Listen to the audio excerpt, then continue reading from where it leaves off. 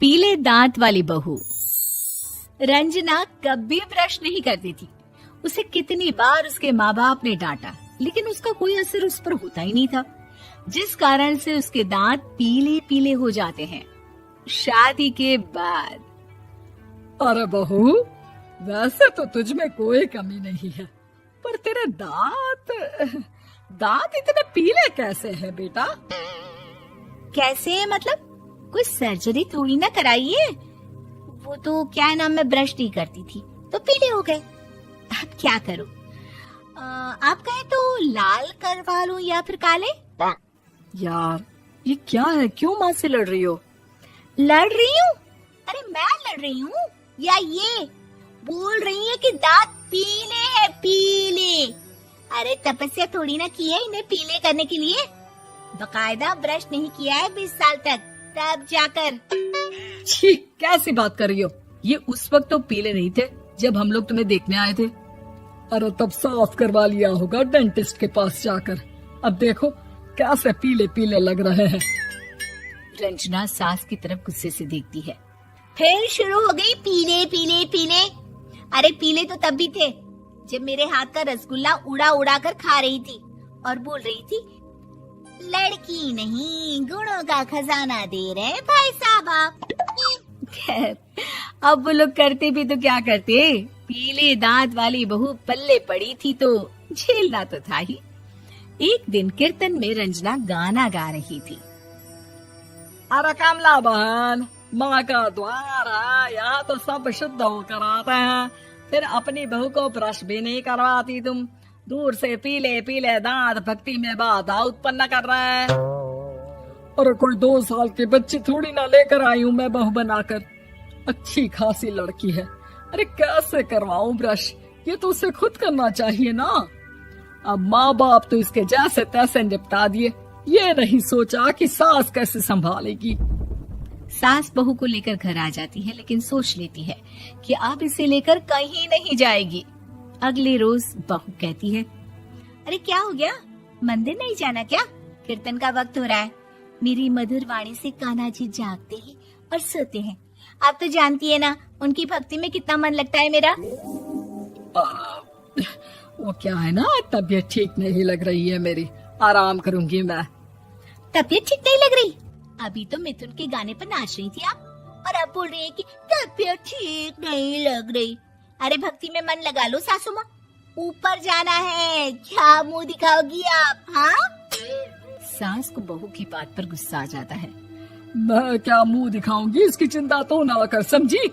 अपने मुंह की चिंता कर, जो ये पीले पीले दांत लेकर हर जगह पहुंच जाती है। पता है लोग कितना मजाक बनाते हैं। ना जी ना, मैं नहीं जाना कहीं तेरे साथ। तो ये बात है। कोई ना, मत जाओ, मैं अपने कमरे में ही बैठकर भक्ति कर लूंगी। ऊपर वाला दांत थोड़ी ना देखता है, मन देखता है, भावना देखता है। और अरे बस बस, तू सब कुछ दिखा, बस ये सफेद चमकदार दांत ना दिखाना किसी को, है? जा यहाँ से। बहू को सास की बात का कोई फर्क नहीं पड़ता, वो तो जैसी थी वैसी ही रह जाती है। सुबह नहाकर किचन में खाना बनाना, फिर खाना खाना, कीर्तन भजन करना और सो जाना। एक दिन, माँ जी मैं सहेली के घर जा रही हूँ, शाम को लेट आऊंगी। हाँ, तो जाना, मैंने कौन सा तेरी आरती करनी है घर पर बैठकर। रंजना सहेली के घर जाती है, जहाँ वो पार्टी में जाने की तैयारी कर रही होती है। अरे शिखा, कहाँ जाने की तैयारी कर रही है? मैं गलत वक्त पर आ गई क्या? अरे नहीं यार, उल्टा सही वक्त पर आई है। मैंने ये साड़ी और ज्वेलरी निकाली है यार, शाम को इनके ऑफिस की एक पार्टी में जाना है। बताना कैसा लग रहा है ये सब? नहीं यार, इस ड्रेस के साथ तो वो वाली ज्वेलरी अच्छी लगेगी। हाँ, सही बोल रही है, मैंने ध्यान ही नहीं दिया। वैसे तो हमेशा से मस्त फैशन सेंस रखती है। तो बड़ा जाती होगी ना पति के साथ पार्टी में। रंजना कुछ नहीं बोलती, बस सोचती है कि यार काश ये बात सही हो जाती, पर मैं क्यों नहीं जाती पार्टी में? क्या इन लोगों की कोई पार्टी होती नहीं होगी? रंजना घर आती है और रात में पति से सवाल करती है, एक बात बताइए, आप मुझे किसी पार्टी में क्यों नहीं ले जाते? क्या आपके यहाँ ऑफिस में पार्टी नहीं होती? पति बेचारा क्या कहता कि दांत पीले हैं तुम्हारे इसलिए।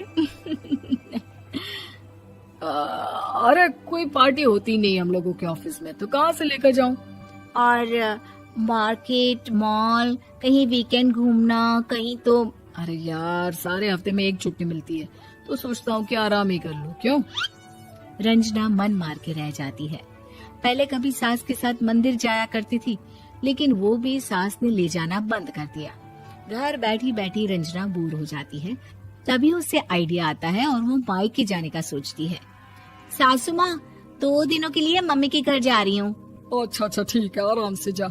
और हाँ, माँ से कुछ अच्छी आदत सीख कर आना कि कैसे शरीर के हर भाग की तरह दांतों की सफाई भी जरूरी होती है, समझी?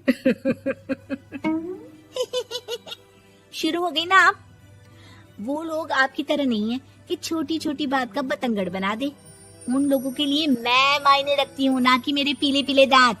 रंजना माँ को बिना बताए उन लोगों को सरप्राइज देती है, लेकिन जैसे ही वो दरवाजे पर पहुँचती है, अंदर देखती है कि घर वाले कहीं जा रहे होते हैं। अब माँ, काश रंजना दीदी के दांतों वाली प्रॉब्लम नहीं होती, तो वो भी हम लोगों के साथ चलती ना बुआ जी की बेटी की शादी में। हाँ बेटा, लेकिन अब उसे कौन समझाए कि उसको उसके पीले दांत नहीं दिखते, लेकिन उसके आसपास के लोगों को कितना एम्बैरेसिंग फील कराते हैं। मुझे तो कितनी बार उसके स्कूल की टीचर ने शिकायत की कि उसके साथ कोई लड़की बैठना भी नहीं चाहती, और ना ही कॉलेज में कोई उससे बात करना चाहता था। लेकिन पता नहीं क्यों उसे ये बात समझ में ही नहीं आती। कोई कमी नहीं है उस लड़की में, बस यही कि दांत पीले हैं। वो तो भला हो जीजा जी और उनकी माँ का, जो दीदी को जैसी है वैसे ही रखा हुआ है। रंजना को अपने घर वालों की बात सुनकर बहुत दुख होता है। वो सोचती है कि वो क्या करे, लेकिन फिर वो सीधा डेंटिस्ट के पास जाती है, अपने दांत चमकाती है और कसम खाती है कि वो रोज ब्रश करेगी। अरे क्या हो गया? तुम तो 2 दिनों के लिए गई थी ना, पर कोई ना, अच्छा है, चलो आ गई तो। रंजना सास के सामने आकर खड़ी हो जाती है और पूरी स्माइल करती है, उसके चमकदार दांतों को दिखाती हुई। हैं? चले मंदिर? माँ, मुझे माफ कर दीजिए, मैंने आप लोगों को बहुत एम्बैरेसिंग फील करवाया। मैं आज से रोज ब्रश करूंगी।